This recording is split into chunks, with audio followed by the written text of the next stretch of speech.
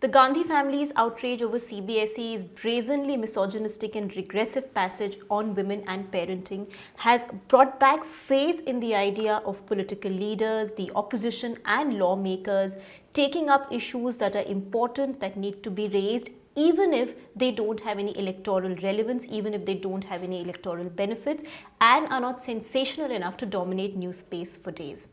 Unfortunately, in Indian politics, the trend lately for the last decade or so has been that only issues that can rake up popular sentiment, that can get you more votes, and that can perhaps dominate news space have been raised by politicians from across the spectrum.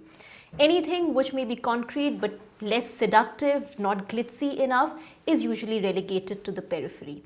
And in that sense, the instance of Sonia Gandhi speaking in the House on this issue is a rare instance of a politician raising something, knowing perfectly well that it has no electoral resonance, but because the issue needs to be raised. Now, it might seem like a very small issue, like a very minor issue, but a woman politician and the leader of the main opposition party at that, the chief of the main opposition party at that, throwing her weight behind this in the parliament, on the floor of the house, has symbolism that goes beyond just what we've seen, obviously, and that tells us that this is perhaps what opposition leaders and by extension all politicians need to be doing, taking up issues that matter to the marginalized, to the less empowered.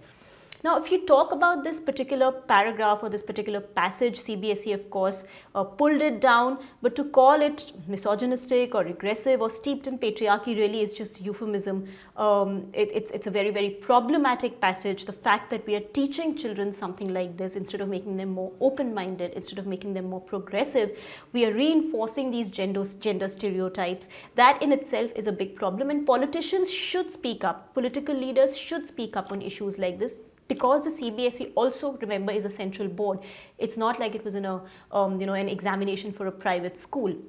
Now, let me tell you what exactly the passage said. It basically suggested that the emancipation of the wife destroyed the parents' authority over children. Such thinking, such writing has no place in a sensible, empowered society, least of all in an examination paper for children of impressionable age. So Sonia Gandhi was right in terming it as atrocious, condemnable, and nonsensical, and even more right in using the floor of the House to do so. Congress leader Priyanka Gandhi Vadra also tweeted against it, calling it drivel, and Congress leader Rahul Gandhi also tweeted against it. So all in all, the top leadership of the Congress did throw their weight behind what might feel like a seemingly unimportant issue, a completely electorally irrelevant issue, but is important as far as women are concerned, as far as our definition and our idea of society is concerned. Of course, there is no denying that even the Gandhi family's criticism of the CBSE passage had political tones. Rahul Gandhi, in fact, directly mentioned the BJP and RSS in his tweet. So there is politics in this as well. But even if the Congress hasn't been winning elections and is not the most politically smart or savvy party at this point, even then they know elections enough and they know politics enough to know that this issue is not an election issue, is not something that can corner the Modi government ahead of the UP elections, which is why it's even more commendable that they decided to raise it on the floor of the House. Indian politics, perhaps because of the kind of era Narendra Modi and Amit Shah have ushered in which nothing else matters except election wins, except that one extra vote. Indian politics has unfortunately come down to just elections, whereas politics is far beyond that. Of course, winning elections is an immensely critical part of politics and of democracy, and I have often argued myself that the Congress doesn't pay attention to winning elections, and being in power is really at the crux of politics and of democracy. But democracy is a larger concept. It is about speaking up for the less empowered. It is about speaking up for the marginalized. It is about taking up the right cause and of pointing out what is wrong. In this case, for instance, you might wonder it's just a passage in one exam for one class of CBSE, but it's not that. Letting something like this pass tells us how we are okay or how we are indifferent to defining roles for women in society, how we are indifferent towards the regressive notion, towards perpetuating regressive notions against women.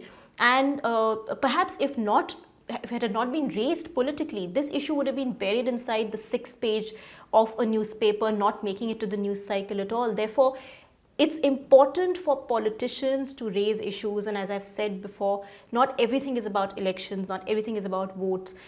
If you look at the trend in Indian politics, religion, Hindutva, secularism versus communalism, welfare schemes, nationalism, fuel prices, farmers.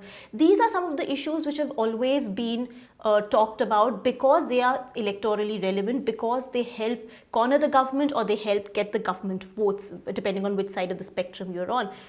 Even before the 2019 Lok Sabha elections, what were the buzzwords? There was Rafale, there was Balakot, there was Ujjwala, there was rural housing, there was Ram Temple, there was Hindutva. This is the kind of rhetoric, this is the kind of discourse that we see in Indian politics now, and anything which does not subscribe to the idea of an election-friendly issue or which does not subscribe to the idea of being a vote-catching issue is not talked about by politicians, even if it is important, even if it needs to be said, and even if it needs to be heard.